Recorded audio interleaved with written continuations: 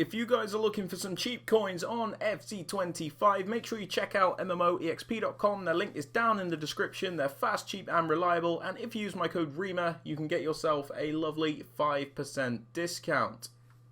So, what's up guys, it's Ash here and welcome back to a brand new video on the channel. Hope you guys are all doing great. In today's video guys, we have some tactics for the 4-4-1 formation. Really good in FC25 as it is a nice defensive shape, and as I'm sure you guys are aware, the way tactics work in this game is basically whichever formation you use for your tactics is the exact shape it will defend in. So this formation is actually very solid and you also get some cool attacking options as well. So yeah, with all that aside guys, let's get right into the video and I hope you enjoy.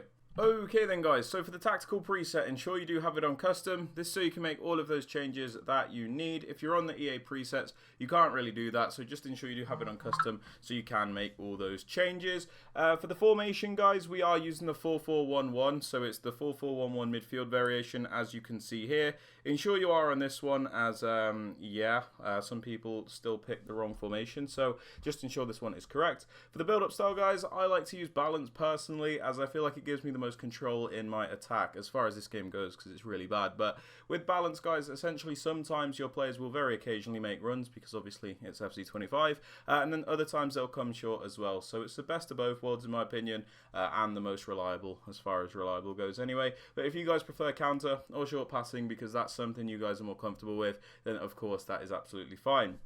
Now for the defensive approach, I go for 76 on the line height here. I've had this discussion for like the past few months on this game. I tried balance right at the start of the game, didn't really like it. Felt like there was a massive gap between my midfield and the defense, so it wasn't any good for me. And then I tried aggressive and I enjoyed that higher line. I just thought my players were way too aggressive and I didn't have as much control. So I've kind of gone for this middle ground here, picked a random number at 76 and it's been just fine. But again, defensive approach is something you guys can pick for yourself. It's not too important. Now moving on to the player roles, like I said, without the ball it defends in that 4-4-1-1 shape, so it looks very much like this, a really nice solid shape, so you're going to be pretty good when your opponent is attacking. More interestingly, on the ball it looks a bit like this. So let's just quickly go through why we use what we use, so you guys, I don't waste all of you guys' time. So for the striker, advance forward is the way I like to go because it makes them as versatile as possible. Sometimes they'll make those runs in behind like a poacher, other times they'll come short and help you with the build up. So advance forward is the way to go in my opinion, but if you guys feel like using something else, then that is absolutely fine of course.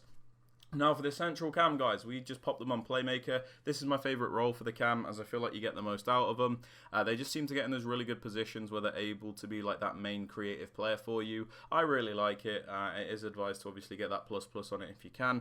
But another option people have is that shadow striker option. Some people really like it. I'm not a big fan, but again, you can use that if that is something you prefer.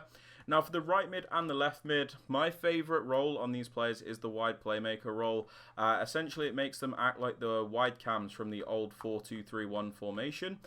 So if you guys remember that from like FIFA 17 to like FIFA 22, they act like that. They have really good movement and it's just something I find to be very useful in this game. So wide playmaker, really underrated role, and I have it on both of the left mid and the right mid.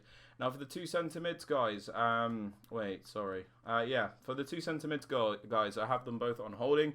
I think this is the best role to be honest because I feel like you get the most control. When you use holding centre mids guys, you're pretty good defensively because they don't overcommit and they act like that extra layer of defence in front of the back line. But when you're on the ball, they help you keep possession as well because they don't commit too far forward and you always have that option going back to switch like to keep possession of the ball essentially. So I like having two holding centre mids, but what you can do if you want is maybe put like one of them on box to box or something like that. Now for the right back and the left back, I just pop them both on the wing back role. This is because the wide playmakers can actually get into quite narrow positions, so you don't really have anyone out wide unless you put these wing backs on the wing back role. So I do advise this as it always gives you that switcher play and gives you that wider option as well, which is really nice when attacking. For those two centre backs, I pop them on defender, and the goalkeeper, I leave them on the goalkeeper role.